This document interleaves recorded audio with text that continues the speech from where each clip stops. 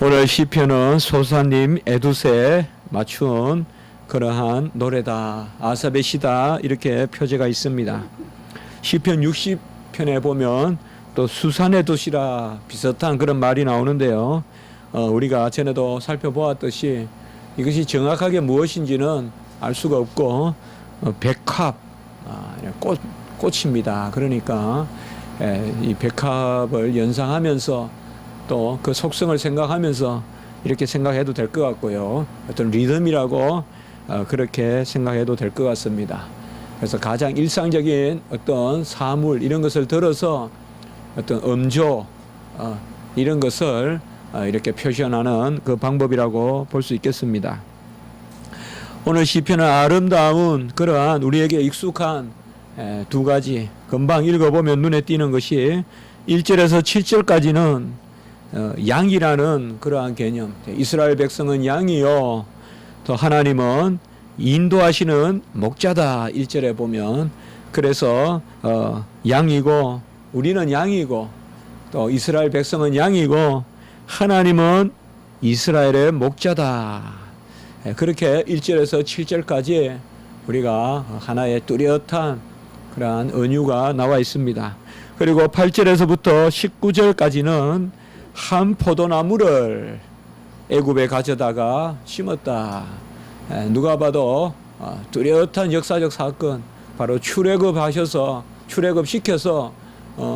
가나안에 이스라엘 백성을 심었는데 그 이스라엘 백성을 어떻게 부르고 있느냐, 한 포도나무다, 이렇게 표현하고 있습니다. 이 두 은유, 메타포는 우리에게 너무나 익숙한 것이죠. 금방 우리는 요한복음을 떠올리게 됩니다. 나는 선한 목자라, 양을 위하여 목숨을 버리신다는 그런 싹군이 아니라 선한 목자고, 또 양은 목자의 음성을 알고 또 목자가 지시하는 대로 양의 우리에 들고 또 양의 문이고, 이렇게 우리가 잘 표현되어 있는 요한복음 10장 1절에서 18절까지의 그 말씀에서 우리는 바로 오늘 1절과 8절에 7절까지 나오는 그러한 여호와는 목자시다라는 말씀을 금방 생각해 볼 수가 있죠. 오늘 말씀해 보면 3절에는 하나님이여, 또 4절에는 만군의 하나님 여호와여, 7절에는 만군의 하나님이여, 이렇게 해서 만군의 하나님 여호와가 바로 목자시다. 만군의 하나님 여호와다, 전능하신 하나님, 또 모든 만물을 주장하시고 통치하시고 운행하시는 그 하나님이 바로 이스라엘의 목자다.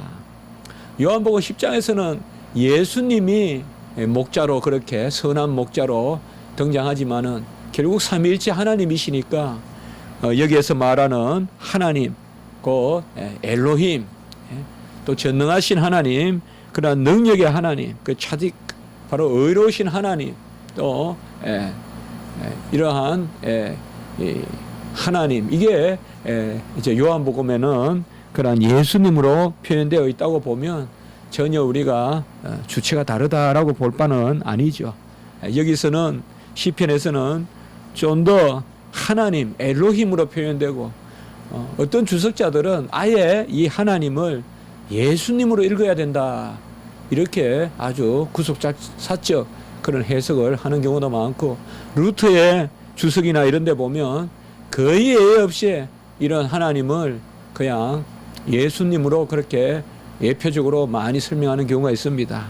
그것도 우리가 다 받아야 되겠고, 중요한 것은 삼위일체 하나님이니까 곧 하나님이 우리 예수님이시고 성령님이시고 성부님이시니까 우리가 이 땅에 오신 예수님이 하나님이시니까 신약 때는 이 땅에 오셔서 내가 목자다라고 한다면 이스라엘 백성은 이것이 시편 80편에 그 노래를 말하는 거구나, 이렇게 금방 떠올리게 되는 것이겠죠.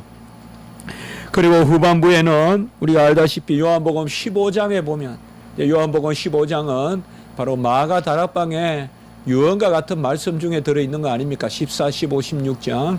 그래서 보혜사 성령이 우리에게 임하면 나는 포도나무요 너희는 가지니 너희가 나를 떠나서는 아무것도 할 수 없고 열매를 맺을 수도 없고 나를 떠나면 거저 불살라 버림을 당할 뿐이다. 그 말씀이죠. 여기에서도 보면 포도나무는 예수님이고 이제 가지가 우리고 농부는 이제 하나님이고 이렇게 이제 나오지 않습니까? 15장에 보면 요한복음. 근데 오늘 여기는 보면 이제 포도나무가 우리고 우리로 이렇게 나와 있어요. 그러니까 이스라엘 백성이 한 포도나무고. 그러니까 이것도 우리가 좀 깊이 생각해 보면 예수님이 나는 포도나무요 너희는 가지라고 한 것은 사실상 예수님과 우리가 보혜사 성령으로 하나가 된다는 거거든요. 그래서 물이 통하고 또 양분이 통하고 물간 체간 그리고 또 강선의 강합성이 통하고 그런 말씀이거든요. 그렇게 본다면 한 포도나무가 구약시대 때 이 시편 80편에는 이스라엘이고 이사야서에서도 분명히 포도나무는 이스라엘인데 내가 포도나무라고 했으니까 예수님이 오셔서 그것은 아마 유대인들이 듣기에 야, 저 예수님이 바로 이스라엘 민족을 지금 하나되게 표현하고 있구나. 그래서 어떻게 보면 이 땅에 오셔서 예수님이 나는 포도나무여 너희는 가지다라고 해서 더욱 그 이새의 줄기에서 나오는 그 연약한 가지와 같은 우리 예수님께서 결국 포도나무고 가지다 이 말이에요. 그 표현을 구약에 나오는 표현은 그러니까 오늘 시편 80편과 이사야 53장 이것을 묶어서 보면 예수님이 가지라고도 했다가 예수님이 포도나무라고도 했다가 그러다가 이제 요한복음 15장에 보면 나는 포도나무여 너는 가지다 이러니까 사실상 예수님은 나무고 우리는 가지고 너무 그렇게 분리해서 볼 것이 아니라 예수님이 나무고 가지고 우리도 나무고 가지고 하나다 이 말이야. 하나다 이 말이야. 그래서 이제 좀 더 예수님이 이제 전체 머리가 되시고 우리는 지체가 되듯이 그래서 오늘 이 포도나무라. 그래서 사실상 오늘 이 우리가 말씀은 상당히 요한복음의 그러한 말씀 바로 목자시고 또 포도나무에 그러한 우리는 또 가지고 이런 것을 담고 있습니다.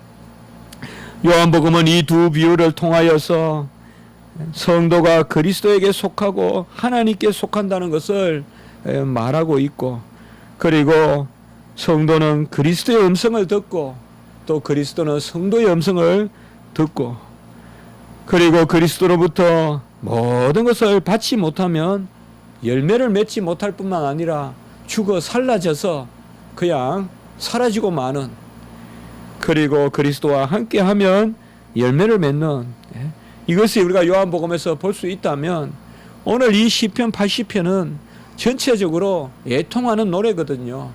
민족적인 그런 애통의 시인데 이러한 하나됨이 없다 이거예요 지금.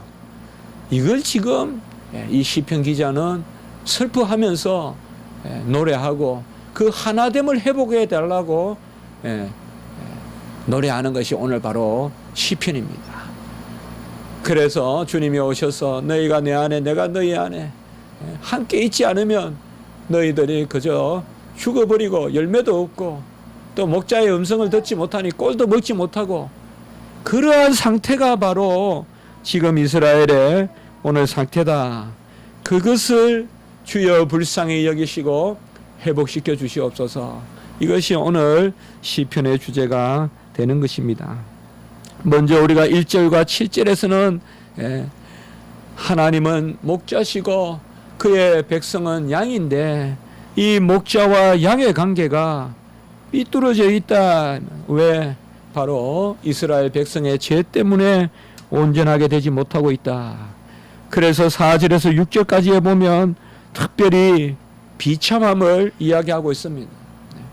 양과 목자의 관계가 온전치 못할 때 곧 주님이 이 땅에 오셔서 말씀하신 바에 따르면 양이 목자의 음성을 듣지 않고 또 분별할 줄도 모르고 그렇게 되었을 때 어떤 모습이냐?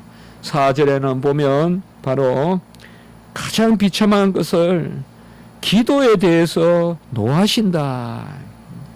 주의 백성의 기도에 대하여 어느 때까지 노하시리까? 라고 이렇게 말하고 있습니다. 기도는 여호와를 인정하고 맡기고 간구하는 것입니다. 그래서 기도는 믿음의 기도가 되어야 됩니다. 그런데 하나님이 기도하라. 주님도 이 땅에서 와서 두드리고 구하고 찾고 계속 우리 주님 이 땅에 와서 가장 많이 가르쳐 주신 게 기도에 대한 교훈이거든요. 산상복음에 보면 엄밀히 기도하고 금식 구제도 다 기도의 연장선에서 말씀하신 거거든요.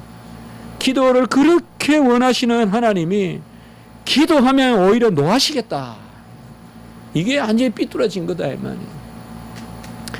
한쪽 발은 음란한 자리에 걸쳐놓고 한쪽 발은 성소에 넣고 그런 기도하지 마라. 전혀 하나님의 뜻을 쫓지도 않고 말만 움직여서 하는 그런 기도 받지 않겠다. 믿음의 기도를 드려야 된다. 바로 하나님께 의뢰하고 간구하고 간절하고 절박하고 그는 주시어 모든 행사를 주장하신 분이라는 것을 인정하는 기도를 드려야 되는데 그렇지 못한 기도에 대해서 노하신다라고 이렇게 말씀하고 있습니다. 이사야 65장 24절에 보면 그들이 부르기 전에 응답하시겠고 이게 하나님이십니다. 사실상 우리가 부르시기 전에도 응답하시고 또 우리 안에 친히 성령이 간구하신다고 말씀하셨는데 하나님은 기도에 대하여 노하시리까라고 이렇게 오늘 말씀하신 것은 바로 가장 비뚤어져 있는 모습, 하나님과의 관계가 온전치 못한 것입니다. 우리의 삶에 가장 위험할 때 혹은 가장 우리가 근신하고 또 우리가 더욱 깨어 있어야 될 때가 이 기도가 온전하지 못할 때이다. 내가 부족하고 연약하고 또 내가 뭔가 일들이 지금 지지부진하고 그것보다도 더 위험한 것은 하나님 앞에 진실하게 아뢰지 못한다는 거죠. 내 마음의 소원이 하나님 앞에 간절히 가닿지를 못할 때 그게 가장 위험할 때라는 거죠. 우리가 슬프면 기도가 되고 또 환난이 있으면 기도가 될 것 같아도 항상 그런 것도 아닙니다, 여러분. 참 기도란 거는 안 그래요. 어려우면 기도가 잘 될 것 같아도 항상 그것도 아니에요, 여러분들. 정말 하나님과 이 기도할 수 있다는 거. 그래서 우리가 하나님과 기도 생활을 잘 할 수 있을 때 또 그것을 하찮게 여기고 교만하게 여기가지고 그 딱 그냥 하나님과의 기도의 어떤 그러한 질서가 깨떨어지면 또 참 회복하기 어려운 거예요. 아주 마음이 안 모아지는 거예요. 큰 마음이 그런 거예요. 사실 바로 비참함의 출발이 거기 있다. 그리고 5절에 보면 눈물의 양식을 먹이시며 많은 눈물을 마시게 하였나이다. 이것이 또한 비참한 그러한 모습이라고 말해주고 있습니다. 눈물의 양식이 뭘까요? 눈물을 양식같이 먹였다. 또 눈물을 음료수같이 마셨다.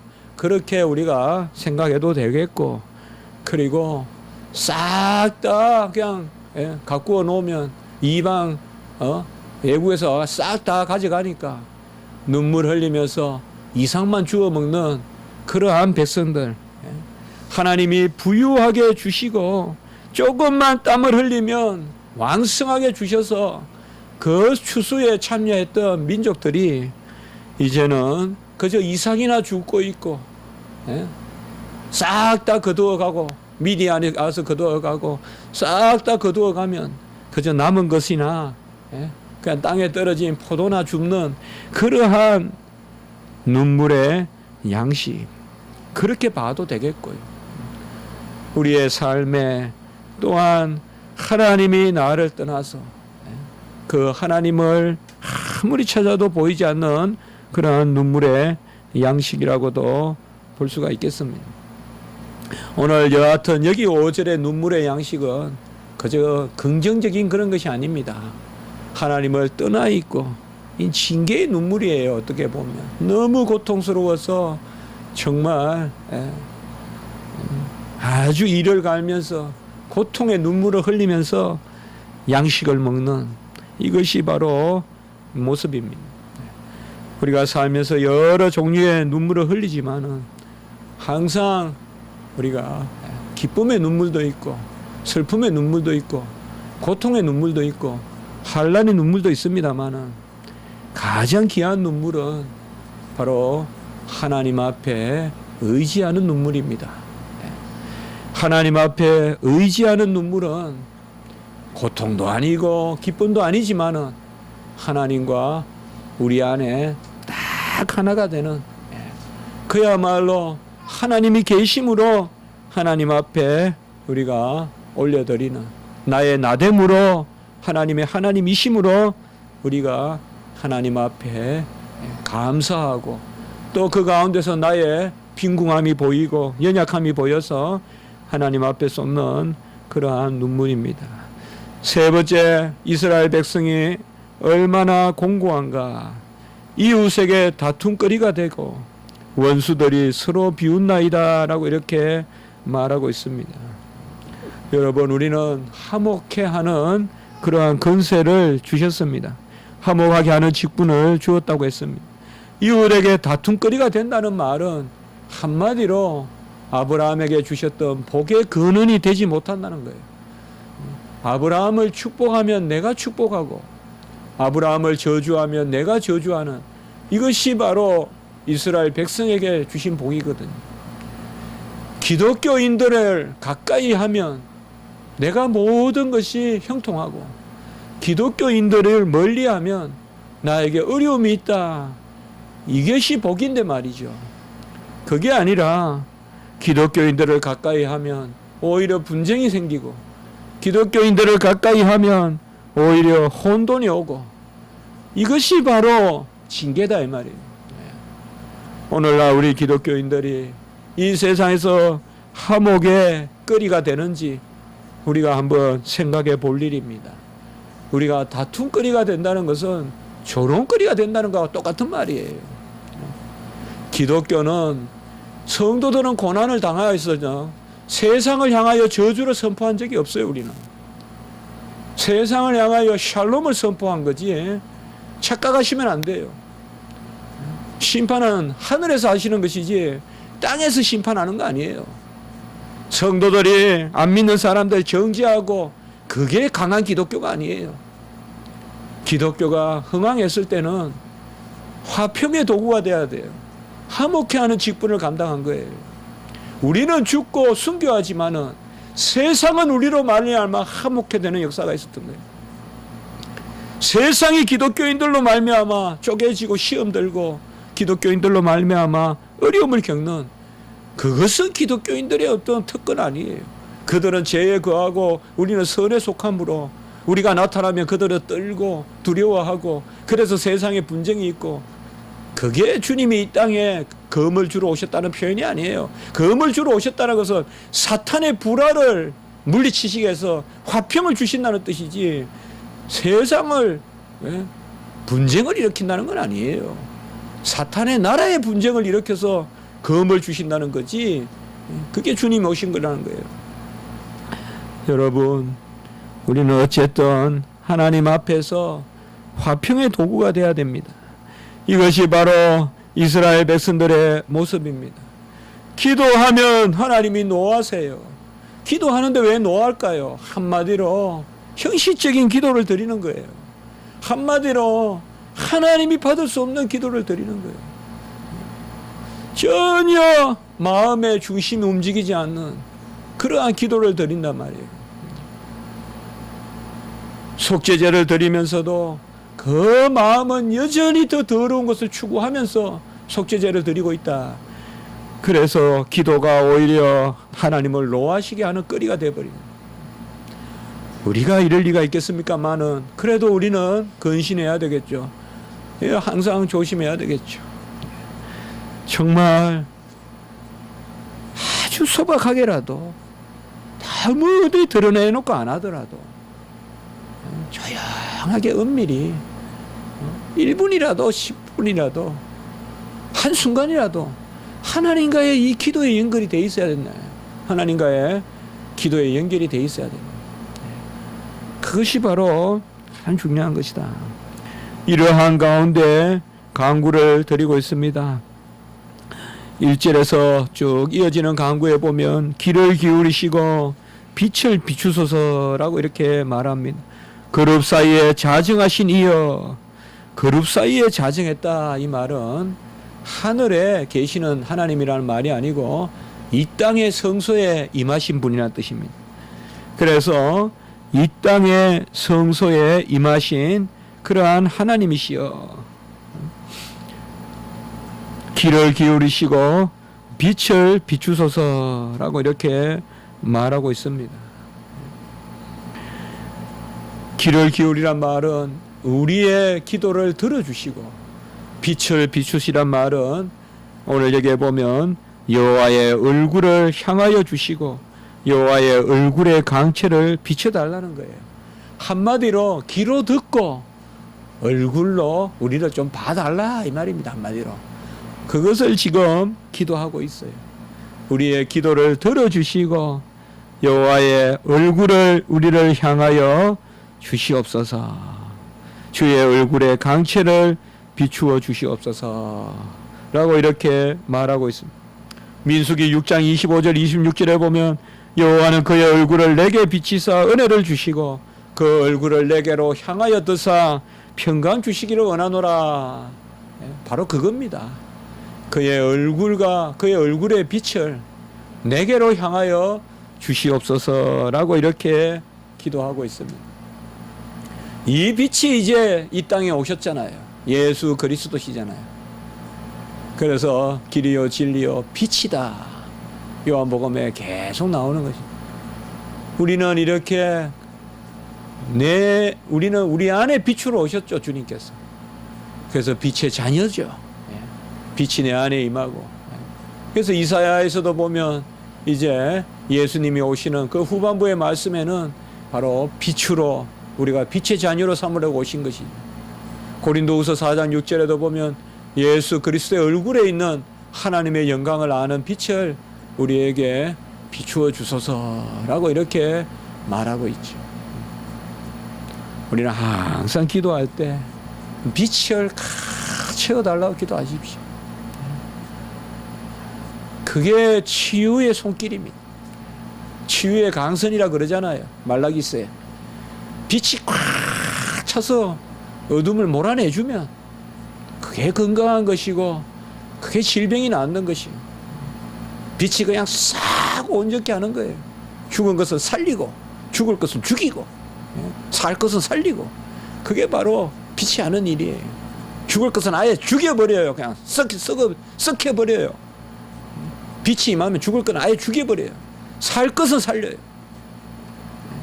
생명은 살리되 죽을 것은 아예 썩어서 없어지게 만들어요. 그게 빛이 하는 일이에요.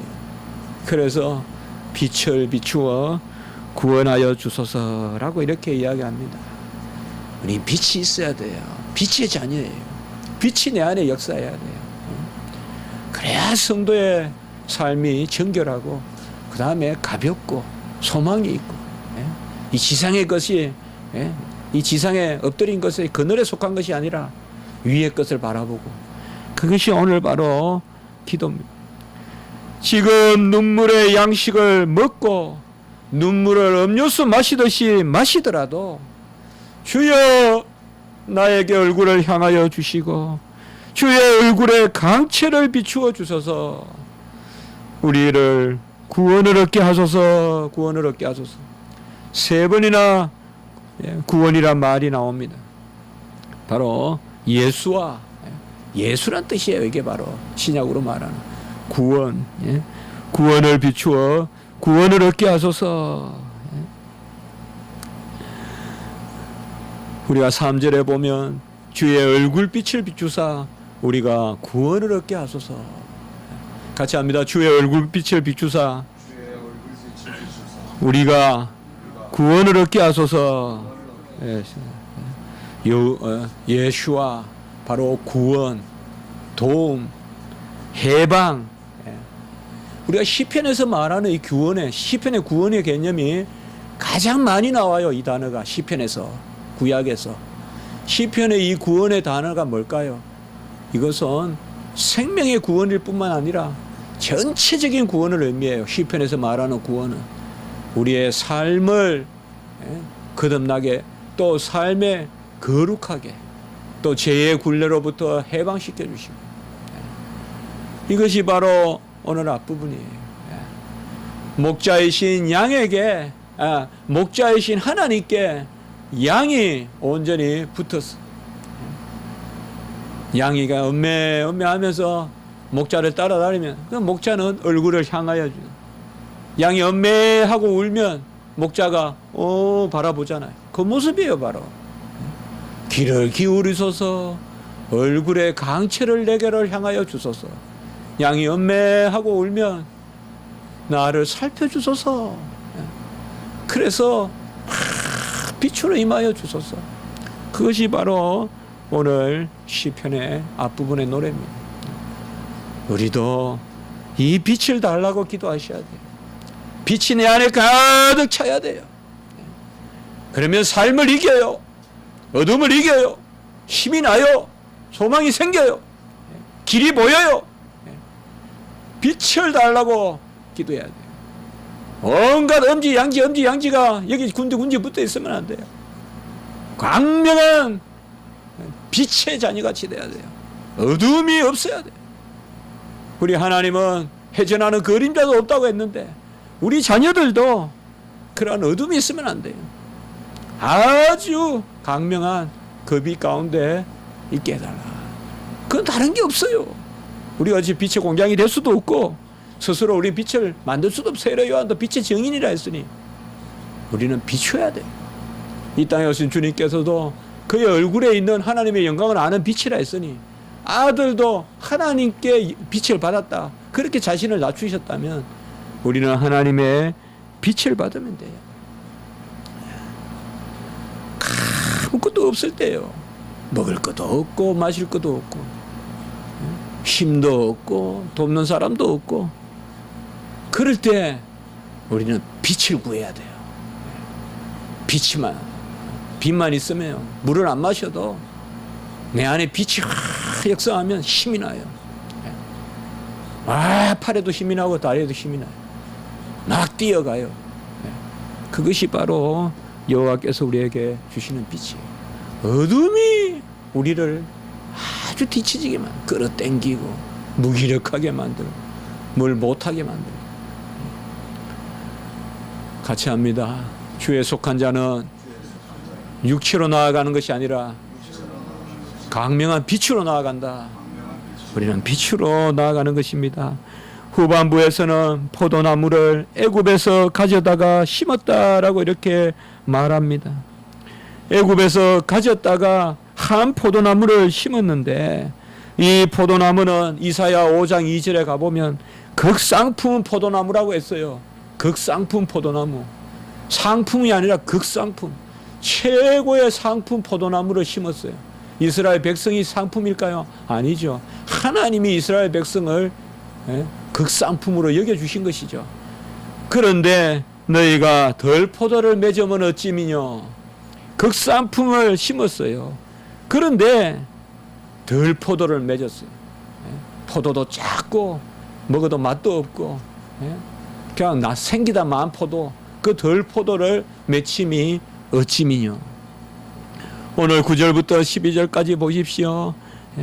여호와께서 앞서서 가꾸셨으므로 9절에 뿌리가 깊이 박혀서 땅에 가득, 뿌리가 그냥 쫙 그냥 가나안 땅에 그냥 꽉 찼고 그늘이 산들을 가리고 이 포도나무는 얼마나 흥황한지 그늘이 산들을 가지고 가지는 백향목 같으며 어찌 포도나무 가지가 백향목 같겠어요. 백향목은 제목으로서는 최고의 제목인데요. 이만큼 포도가지가 그냥 굵다 이 말이에요. 그 가지가 쫙 그냥 그 가지는 바다까지 뻗고 이거는 대해 지중해를 뜻해요. 저 서쪽으로는 대해까지 뻗었고 동쪽으로는 강까지 미쳤다 이 말은 저 유브라데 그까지 미쳤다 이 말이에요. 이게 지금 이게 에덴 동산이에요. 에덴 동산. 그래서 바로 그 포도나무를 가져다가 이렇게 심어놨는데 막 뿌리가 확 내리고 그리고 가지가 그냥 백현목 가지같이 막 굵고 그늘은 그냥 산을 덮을 만큼 그늘이고 실제로 여러분들 저 다음에 한번 이스라엘 땅에 가보십시오. 아주 실가가 우선 산이 크지는 않아요. 이스라엘은 실제로 보면 나무가 산을 덮고 있는 것 같아요. 이렇게 꼭 그런 느낌이 있어요. 그랬던 그런 부분이에요. 그런 극상품 포도나무를 심었는데 이사야 5장 2절에 어찌 너희들이 들포도를 맺냐 이 말이죠. 그것이 바로 이스라엘 백성들이 하나님을 숨기지 않아요. 12절과 13절에 보면 담을 허시고 이 말은 뭐야? 하나님이 이제 바로 외적에게 다 빼앗기게 하는 거죠. 숲속의 멧돼지들이 들짐승들이 먹나이다. 그리고 16절에 보면 그것이 불타고 베이고 주의 면책으로 말미암아 아까는 뭐예요? 주의 얼굴을 내게로 향하여 주사라고 했는데 여기는 뭐예요? 주님께서 얼굴을 맞대고 혼내신다 이 말이에요. 이것이 바로 이스라엘 백성의 모습입니다. 이 포도나무는 오늘 1절에 요셉 그리고 2절에 에브라임 우리가 베냐민, 므낫세 이런 거 연결시켜 볼 수 있죠. 가장 강했던 민족들이에요. 이쪽이 바로 북왕국 이스라엘 쪽이잖아요. 요셉의 가지가 넘는다. 그래서 우리가 참 성경을 보면 다 이렇게 연결되어 있는 거예요. 또 주님은 이 땅에 오셔서 그걸 다 그래서 오늘 시편을 보면 너무나 연결되어 있잖아요. 말씀이 참 이게 묘한 거예요. 이건 참 하나님 말씀이니 이렇죠. 그래서 요셉의 가지가 담을 넘는다. 그런데 아까 뭐예요? 그 담을 그냥 하나님이 허물어뜨린다. 하나님이 하시면 절대 우리는 극상품 포도나무 심을 수 없습니다. 하나님이 심으면 극상품 포도나무 우리를 다 극상품 포도나무로 심은 줄 믿으십시오. 우리의 믿음이 있어야 돼요. 나는 옥토에 떨어진 씨앗이란 믿음이 있어야 그게 성도예요. 우리는 길가에 떨어진 씨앗 아니에요. 바위에 떨어진 씨앗 아니에요. 가시덤불 씨앗 아니에요. 그건 다 택감받지 못한 사람들이에요. 우리는 옥토에 떨어진 씨앗이에요. 믿으십시오. 하나님이 우리를 극상품 포도나무로 심었어요. 그러나 들포도를 맺힘이 어찌미요. 왜 우리가 그런 극상품 포도나무를 못 맺느냐 생각해 보란 말이에요. 그것은 우리가 회개하지 않으며 그것은 우리가 온전한 중심을 하나님께 두지 않으며 내 씨는 믿으세요. 그게 믿음이에요. 나는 아무것도 할 수 없고 그거 아니에요. 신앙은 하나님의 이름으로 주님의 이름으로 능치 못함이 없다. 오늘 17절에 우리가 가장 난의 구절이고 이 17절이 시편에서 아주 중요한 구절이잖아요. 같이 한번 읽겠습니다. 시작. 주의 오른쪽에 있는 자 곧 주를 위하여 힘있게 하신 인자에게 주의 손을 얹으소서. 우리가 루트와 칼빈의 주석을 비교해 보면 항상 질서가 있어요. 루트 같으면 무조건 이건 예수님이에요. 루트는 애표론적 해석을 하거든요. 여기서 주의 오른쪽에 있는 자 주를 위하여 힘있게 하신 인자 말할 것도 없이 예수님이에요. 그러니까 예수님이여 손을 인자에게 손을 얹으셔서 그러니까 이제 우리는 안 되니 예수님을 사람으로 보내시고 하나님이여 예수님께 손을 얹으소서. 그래서 이것은 예수님을 뜻한다. 그러나 칼빈은 항상 이런 거 해석하는데 보면요 좀 더 역사적 의미를 주면서 예표론적 해석을 해요. 그래서 칼빈은 창세기 3장 15절도 그렇고 시편 여기 80편 17절도 그래요. 칼빈은 1차적으로 인자는 교회라고 했어요. 이스라엘 백성. 그래서 주의 오른쪽에 있는 주를 위하여 힘있게 하신 교회에 하나님의 손을 얹으소서 이렇게 했어요. 이렇게 보면 문맥이 틀리지 않아 보이죠.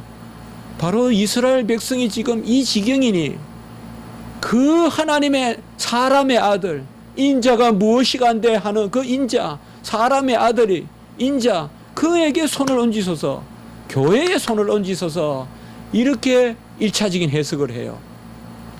이러니까 루터란들이 칼빈을 확 공격한 거예요. 칼빈에는 삼위일체가 없다 그러고 예수가 없다 그러고 구약에 기독론이 없다 그러고 그렇게 오해를 받는 거예요. 그래서 칼빈은 유대주의자다.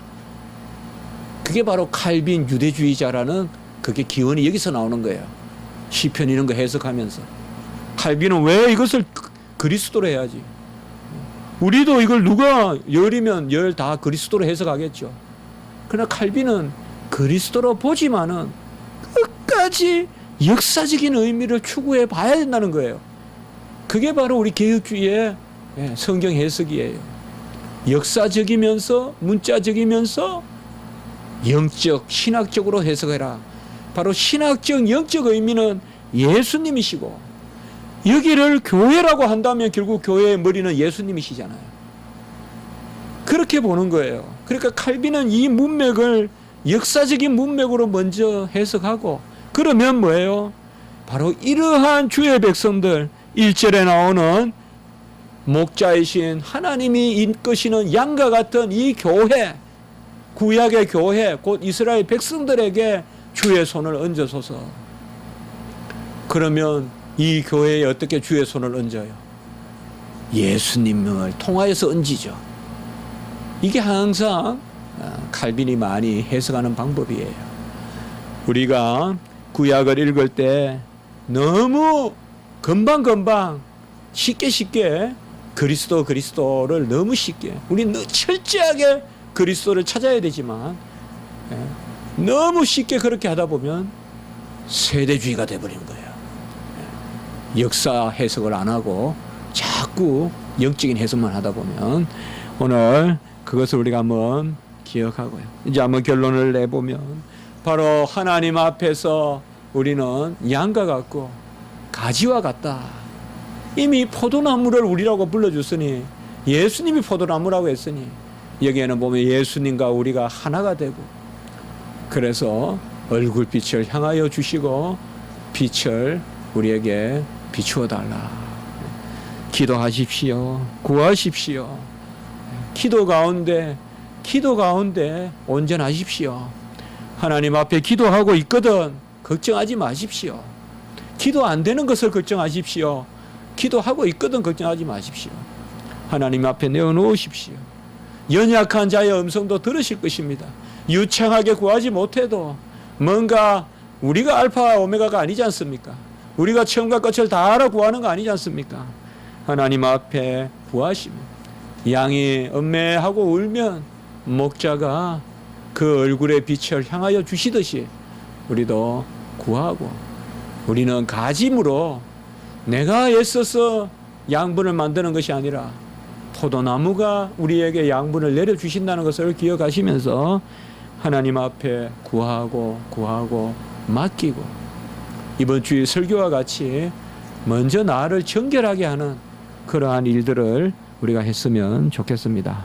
한번 기도드리겠습니다. 거룩하고 자비로우신 하나님 아버지, 오늘 시편 80편의 귀한 말씀을 통하여서 저희들이 다시금 하나님의 큰 은혜를 기억하게 하시니 감사합니다. 이스라엘 백성이 아버지여 패역하여 여호와를 인정하지 않아 극상품 포도나무로 심었는데 그들이 들포도를 맺었습니다. 하나님 양으로 그들을 택하셨는데 그들은 목자의 음성을 듣지 못했습니다. 그러나 하나님 그 이스라엘 백성을 하나님은 끝내버리지 아니하시고 기도와 간구 가운데 다시 얼굴의 빛을 향하여 주시고 얼굴을 들어 아버지여 향하시사 빛의 자녀로 삼아준 줄 믿습니다. 우리 안에 빛의 온전한 역사가 있게 주시옵소서. 어둠에 속한 것들 버리게 도와주시옵소서. 빛의 갑옷을 입게 하여 주시옵소서. 빛으로 건강하게 하시고 빛으로 어렵게 하시고 빛으로 소망 가운데 나아가게 하시고 빛으로 분별하게 하여 주시옵소서. 빛의 자녀답게 살게 하시고 세상을 화목하게 하는 화목해 하는 직분을 감당할 수 있도록 도와주시옵소서. 모든 우리 교회 성도님들 지켜주시고 빛의 역사가 있게 해 주시옵소서. 빛으로 모든 하나님 앞에 감당하는 그러한 증인들이 되게 해 주시옵소서. 감사하옵고 구주 예수 그리스도 이름으로 기도드리옵나이다. 아멘.